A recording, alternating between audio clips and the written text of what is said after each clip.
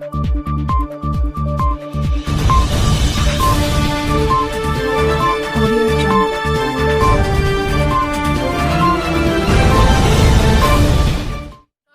फैसल और आप देख रहे हैं सिटी अपडेट न्यूज सबसे पहले आप तक।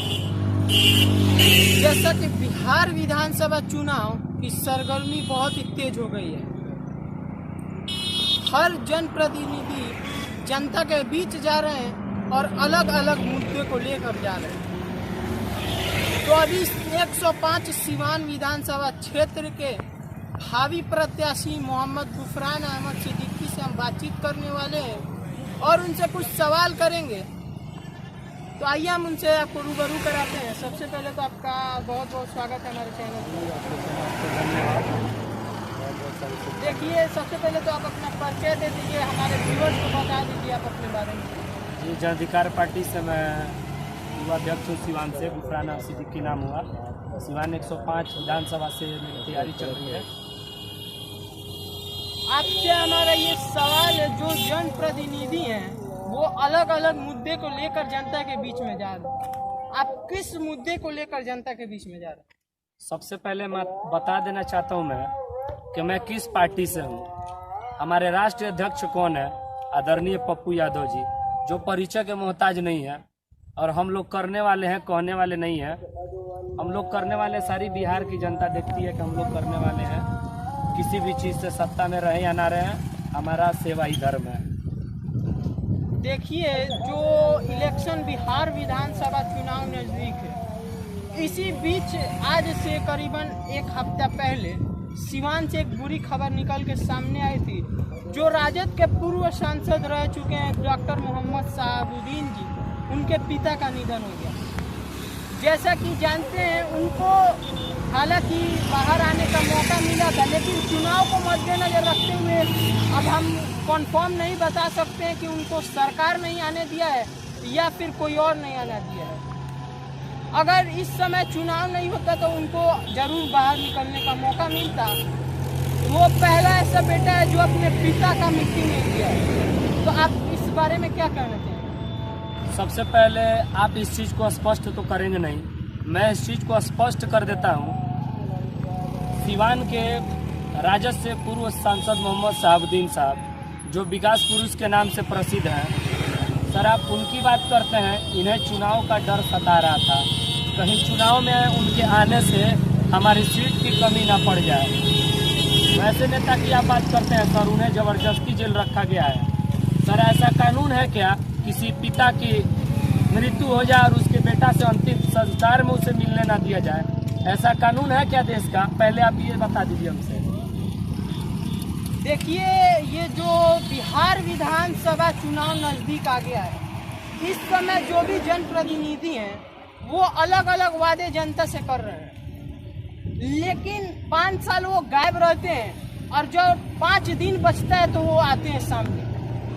तो आप अभी वादे करके फिर 5 साल गायब रहेंगे या फिर वादे करके 5 साल तक दिखाई देंगे? आपसे मैं ये स्पष्ट कर देता हूँ सर, देखिए ये कहने वाली बात नहीं है। जन अधिकार पार्टी के राष्ट्रीय अध्यक्ष आदरणीय पप्पू यादव जी, जो किसी परिचय के मोहताज नहीं है, क्या वो सत्ता में है क्या? चमकी बुखार से लेके, बालगिरी कांड मुजफ्फरपुर से लेके, पटना में बाढ़ से लेके, दिल्ली में कोरोना वायरस जैसे, जब दुनिया महामारी कोरोना वायरस जैसी महामारी थी, सारा दुनिया अपना सुरक्षा लेके, बचाव लेके जब सो रहा था, उस वक्त पप्पू यादव दिल्ली से बिहार तक आए दिन प्रतिदिन अपने जान को जोखिम में डाल के, अपने जान को ना समझते हुए उन्होंने गरीबों का रखवाला किया और अपने निजी गाड़ी से जाके दिल्ली से पटना रास्ते में जितने गरीब प्रवासी मजदूर मिल रहे थे, सबको आर्थिक मदद किए। ये सारी इंडिया, सारे हिंदुस्तान ने इस चीज को अपनी आंखों से देखा है। फेसबुक माध्यम से देखे या आपके न्यूज चैनल से देखे या सोशल किसी अन्य चीजों से देखे, लेकिन ये चीज देखने को मिला था, पूरे हिंदुस्तान ने देखा था कि कोरोना जैसे महामारी में सिर्फ आदरणीय पप्पू यादव जी खड़े हुए थे। और ये हमारे बिहार के समझने को चीज है। देखिए, 105 जो सिवान विधानसभा क्षेत्र है, उस क्षेत्र से बड़े बड़े पार्टियां चुनाव लड़ते हैं, बड़े बड़े नेता चुनाव लड़ते हैं। उसमें आप अपने पार्टी को या फिर अपना चेहरा कहां पर देखते हैं? पूरे बिहार में हमारी पार्टी दिखती है। सिवान से मैं फेस हूँ जन अधिकार पार्टी से, प्रत्याशी हूँ मैं, चुनाव की तैयारी कर रहा हूँ जन अधिकार पार्टी से, सिवान सदर 105 विधानसभा से। आप किस मुद्दे की बात करते हैं सर? क्या हम सत्ता में हैं? क्या जन अधिकार पार्टी सत्ता में है? क्या पप्पू यादव की पार्टी सत्ता में है? हम लोग किस मुद्दे पे नहीं, किसान हित से लेके, शिक्षा से लेके, स्वास्थ्य से लेके, नौजवानों को रोजगार से लेके, किस मुद्दे पे हम लोग खड़े नहीं उतरते हैं? किस मुद्दे पे नहीं उतरे हैं और सरकार का विरोध नहीं किए? ये चीज आप बता दीजिए हमें। देखिए, जब सत्ता में नहीं रहते हैं कोई तो बड़े बड़े वादे करते हैं, लेकिन सत्ता में आने के बाद वो वादे कभी पूरे नहीं होते। सर हम कभी सत्ता में अभी हैं क्या? अभी हम सत्ता में हैं क्या? आपसे थोड़ी देर पहले हम अपने बात को रखे हैं, हम अभी सत्ता में हैं क्या? देखिए, सत्ता में नहीं है तो ही आप वादे कर रहे हैं, तो ही आप काम कर रहे हैं। अगर सत्ता में रहते तो आप ये काम नहीं करते। सर तो इसके हिसाब से नीतीश कुमार को ये बाढ़ में दिखना चाहिए, कोरोना ऐसे महामारी में दिखना हाँ, चाहिए। इस समय नीतीश कुमार को रहना चाहिए, लेकिन तो आप वहाँ पे कह रहे हैं कि वहाँ पे आप काम किए, आप इसका जो सत्ता में नहीं है ये बात रख रहे हैं कि हम सत्ता में रहेंगे तो इससे भी ज्यादा काम करेंगे। यही कहना चाहते हैं? यही कहना चाहते हैं कि अब हम इस सत्ता में नहीं है तो विकास मुद्दे को लेके, रोजगार, स्वास्थ्य को लेके थोड़ी देर पहले हमने कहा कि पूरे बिहार में हमारी पार्टी कहीं से भी कहाँ आवाज नहीं उठाती है। इस चीज को बताइए। जो लोग सत्ता में है, जो लोग सत्ता में बैठा है, क्या कभी गरीब के बारे में सोचा क्या? स्वास्थ्य का इतना लचर हालत पड़ा है, देखा क्या उन्होंने? शिक्षा का लेके उन्होंने स्कूल, सरकारी स्कूल में पानी घुसा हुआ है, ये चीज याद आ रही है? सर सबसे पहले स्पष्ट कर रहा हूँ मैं कि जब हम लोग सत्ता में नहीं है फिर भी आए दिन प्रतिदिन जनता के बीच पूरे बिहार में हमारी टीम काम कर रही है। आदरणीय पप्पू यादव के निर्देशानुसार हम लोग जहां तक आवाज आ रही है गरीबों की, प्रवासी मजदूरों की, वहां तक हम लोग पहुंच के और उसकी सेवा कर रहे हैं। आगे इससे बेहतर करेंगे। हमारी बिहार की जनता इतनी मूर्ख सारा, हम लोग जहां तक आवाज आ रही है गरीबों की, प्रवासी मजदूरों की, वहां तक हम लोग पहुंच के और उसकी सेवा कर रहे हैं। आगे इससे बेहतर करेंगे। हमारी बिहार की जनता इतनी मूर्ख नहीं है, वो समझ चुकी है, वो तय कर लिए कि हमें वोट कहाँ देना है और किसकी सत्ता लाना है। देखिए, आज से 3 दिन पहले की बात है, जन अधिकार पार्टी के जो कार्यकर्ता हैं वो जब अपने पार्टी का प्रचार करने बाहर निकले तो उनपे बिहार की जनता टूट पड़ी। इसका वजह आप बताइए। इसका वजह यह है कि किसान हित को लेके हम लोग रोड पे किसान बिल जो केंद्र सरकार, एक चाय बेचने वाला का बेटा जो प्रधानमंत्री है वो देश बेच रहा है। चाय बेचने वाला जिन्होंने हर वक्त बेचा ही हो, वो देश के लिए क्या खरीदेगा? वो चाय बेचने, वो देश बेच रहा है। चाय बेचने वाला जिन्होंने हर वक्त बेचा ही हो, वो देश के लिए क्या खरीदेगा? वो चाय बेचने वाला का बेटा जो देश बेच रहा है वो किसान का दर्द नहीं समझ रहा है और जवान का दर्द नहीं समझ रहा है, जो हमारा देश जवान और किसान पे निर्भर है। तो उसके हित को लेके हम लोग किसान विरोध बिल के खिलाफ पटना में हमारी पार्टी पूरे बिहार में विरोध प्रदर्शन किया था और पटना में हम लोग, हमारी पार्टी वहां भी की थी, जिसपे ये भाजपा के गुंडा जितने नेता हैं और उसके सदस्य हैं उनको बुरा लगा, उनको डर सता रहा है सर कि बिहार से हम जाने वाले हैं, हमारी छुट्टी होने वाली है, अब हम सत्ता में लौट के कभी आने वाले नहीं है। ये एनडीए की सरकार, नीतीश कुमार की भ्रष्टाचारी सरकार, इनको अय्यासी और पावर से मतलब है। ये सुशासन की नहीं सर, ये कुशासन की सरकार है। ये मजदूरों को दबाने वाली और गरीबों को दबाने वाली आवाज है, ये वो सरकार है। सर एक बात और मैं रखना चाहता हूँ, थोड़ी देर पहले आपने शहाबुद्दीन साहब की बात की है, तो सर शहाबुद्दीन साहब का दिया हुआ तो पूरा सिवान में सब कुछ पड़ा हुआ है।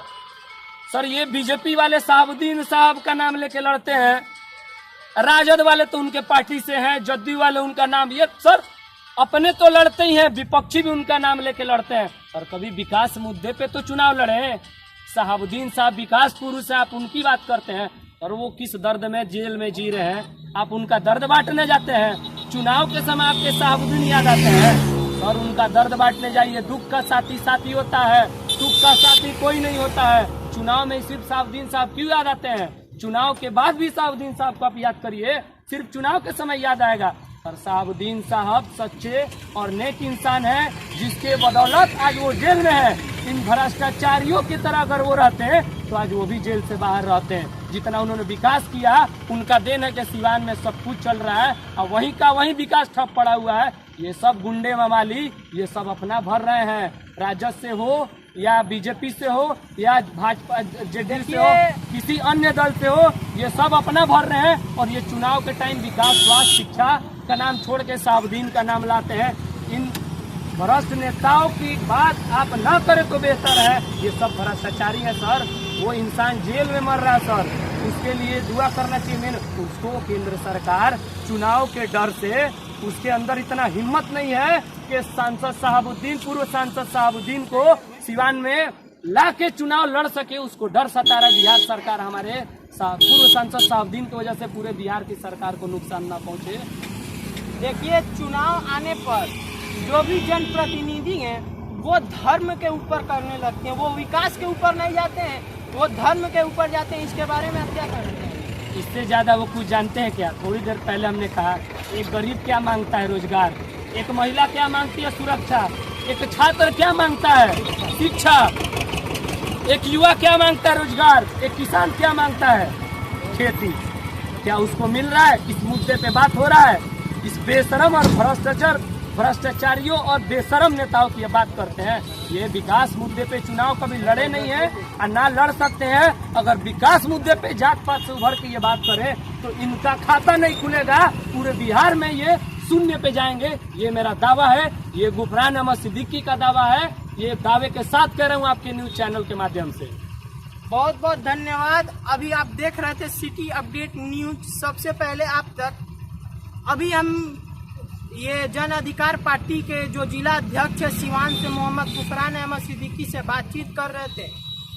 तो हमारे साथ जुड़े थे मोहम्मद गुफरान अहमद सिद्दीकी। अगर आप भी हमारे साथ जुड़ना चाहते हैं तो चैनल को सब्सक्राइब करिए और बेल आइकन को प्रेस करना ना भूलें ताकि सबसे पहले आप तक वीडियो पहुंच जाए।